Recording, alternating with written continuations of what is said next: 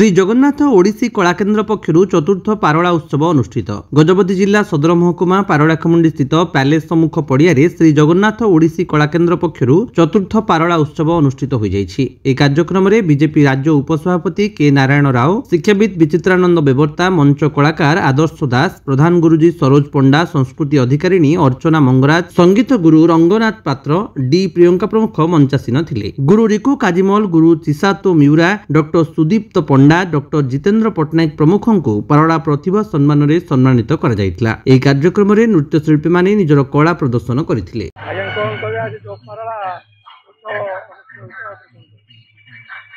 आज बड़ खुशी कथा पारलाखेमुंडी चतुर्थ पारला फेस्टिवल जगन्नाथ ओडिसी कला केन्द्र तरफ अनुष्ठित होगा जाऊँगी। यार मुख्य संपादिका डी प्रियंका जे कि जड़े नृत्य गुरु आर गुरु गुरु गजेन्द्र प्रधान सानिध्य ये कार्यक्रम 2 दिनिया कार्यक्रम करते एक सुंदर भव्य परिवेश है। सुदूर जापान रु कलाकार मैंने आसी ये आज नृत्य परिवेशन कर हैदराबाद रु भुवनेश्वर रु एवं स्थानीय कलाकार सब मिसी एक प्रकार सुंदर परिवेशन आज कर पारलाखेमुंडी भली एक उपांत अंचल ये कार्यक्रम विशेषकर ओडिसी कार्यक्रम हवा निहाती आवश्यक अच्छी कहीं आमर कला आम संस्कृति को बजाय रखार दायित्व आम समस्त रही।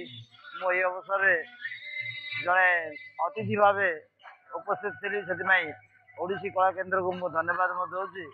सहित यही अनुष्ठान उत्तरोत्तर उन्नति कामना कर विशेषकर डी प्रियंकार व्यक्तिगत संपर्क मो सहित अच्छी से मोर आम विद्यालय छात्री मध्य था सरस्वती शिशु विद्या मंदिर तेणु सी एत बड़ उच्च स्तर को जाऊा देखी आम आत्मसंतोष मन होची।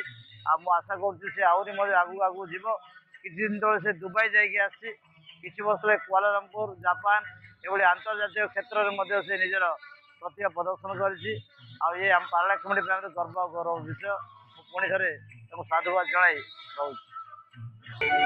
जगन्नाथ ओडिसी नृत्य केन्द्र तरफ चतुर्थ पारला नृत्य उत्सव आज अनुष्ठित होती।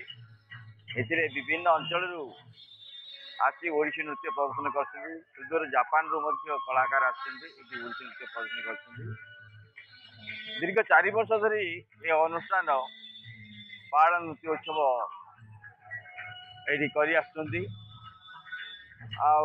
निश्चित भाव पारलाखेमुंडी गोटे गोटे शुभ सूचना यहाँ जेहेतु पारलाखेमुंडी गोटे सांस्कृतिक केन्द्र हेले गोटे उपांत अंचल यही उपांत अंचल ओडिसी नृत्यर प्रचार प्रसार करने आमर डी प्रियंका जो भाव चेष्टा जारी रखी आज धन्यवाद जनइबी। आज तो अनेक कार्यक्रम है काली की अनेक कार्यक्रम हम जनसाधारण आज बहुत दर्शक आज ये उपस्थित होती। वर्तमान जो आधुनिक जुगे ओडिसी नृत्य प्रति जो भाया आग्रह प्रकाश कर जनसाधारण निश्चित भाव आगू को बहुत उज्जवल रही शास्त्रीय नृत्य शास्त्रीय संगीत दिगरे जेहेतु पारलाखेमुंडी गोटे ओडिसी नृत्य एवं ओडिसी संगीत गोटे ग्रंथागार थिला पुणी से समय आज आसी आज माने अनेक लोकल पिला भी पार्टिसिपेट करछंती बहुत सुंदर भाव ओडिसी नृत्य प्रदर्शन करछंती। गजपति रेणुबाला बेहेरा रिपोर्ट, विश्व विजयी न्यूज ओडिशा।